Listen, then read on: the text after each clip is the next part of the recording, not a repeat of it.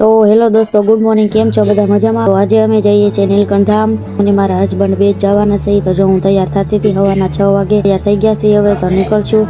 જો તાપીનો નજારો જો તમે કેવો મસ્ત લાગે છે.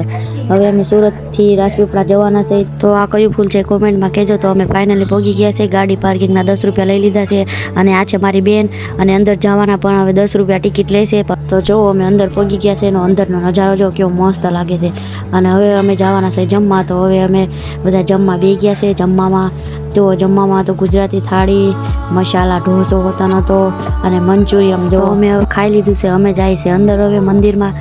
જો અમે જાય છીએ બધા મંદિરમાં. અને આ છે મોટું સ્વામિનારાયણનું મંદિર. જો અંદર કેવો મસ્ત નજારો છે. આ છે મારા દાદા. જો કાનોડાના દર્શન કરી લીધા છે. હવે અમે બધાએ જો હવે પાછા જઈએ છીએ અમે હનુમાન દાદાના દર્શન કરવા.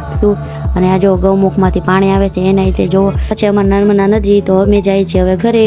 વિડીયો ગમ્યો હોય તો લાઈક, શેર, સબસ્ક્રાઈબ કરી દેજો. Bye bye.